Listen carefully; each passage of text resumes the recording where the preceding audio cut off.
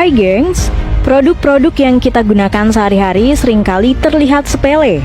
Namun ternyata mereka terbuat dari bahan-bahan yang jarang diketahui. Dari makanan yang kita makan, hingga benda-benda yang kita pakai ternyata mengandung bahan-bahan yang jarang kita tahu. Penasaran seperti apa? Yuk simak!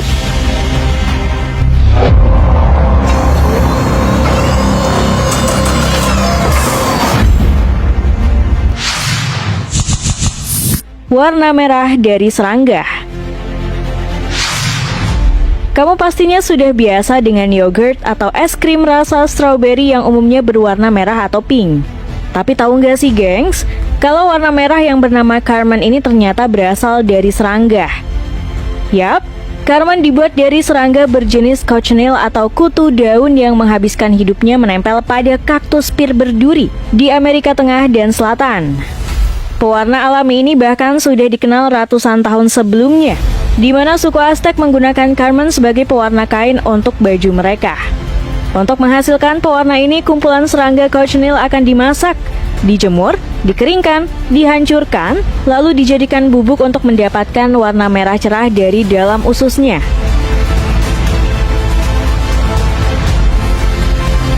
Sayangnya, produksi carmine terbilang sulit. Untuk mendapat 1 pon serbuk warna merah, petani harus menggiling setidaknya 70.000 serangga. Nah, pewarna alami carmine ini dapat ditemukan dalam produk pangan komersial seperti yogurt, susu, permen, jelly, es krim, dan produk makanan lainnya yang berwarna merah hingga merah muda. Produk pewarna makanan carmine biasanya disamakan dengan nama Crimson Lake atau E120. Sayangnya banyak produsen sekarang yang memilih menggunakan pewarna sintetis yang lebih murah dan mudah untuk diproduksi.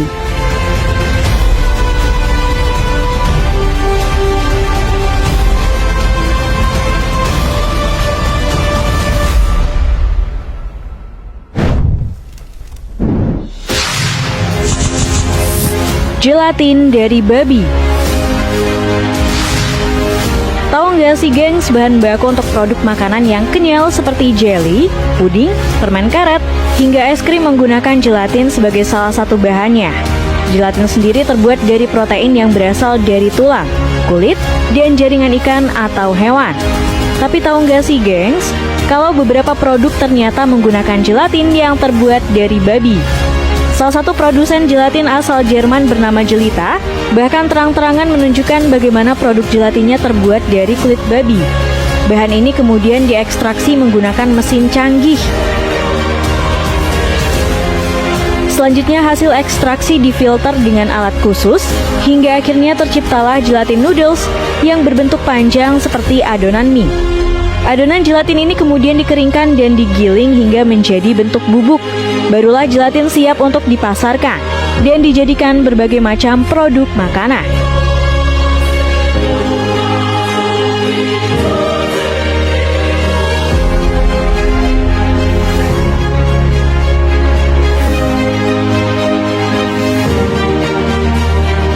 Nah, tapi tenang aja nih gengs, gak semua produk gelatin berasal dari babi. Beberapa menggunakan gelatin yang terbuat dari binatang lain, seperti sapi, kambing, hingga ikan. Bahkan ada juga gelatin nabati yang terbuat dari tanaman seperti rumput laut, hingga jamur, yang tentu saja produk dengan gelatin non-babi ini dinyatakan halal.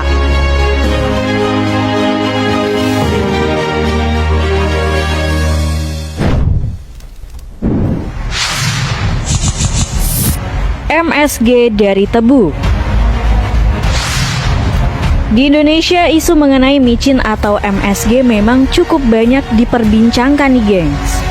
MSG selalu dicap sebagai bahan yang merusak kesehatan manusia, seperti menyebabkan kanker, obesitas, atau bahkan memperlambat kinerja otak. Tapi kalian tahu nggak sih gengs, apa sebenarnya micin atau MSG ini terbuat?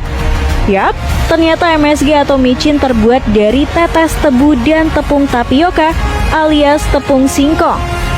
Mulanya tebu akan diproses di pabrik untuk diambil sarinya, sementara singkong akan diproses hingga menjadi tepung tapioka. Barulah kedua bahan ini digabungkan untuk selanjutnya difermentasi hingga tercipta glutamic acid alias asam glutama. Bahan inilah yang kemudian diekstrak dan dikeringkan hingga menjadi micin yang siap dipasarkan.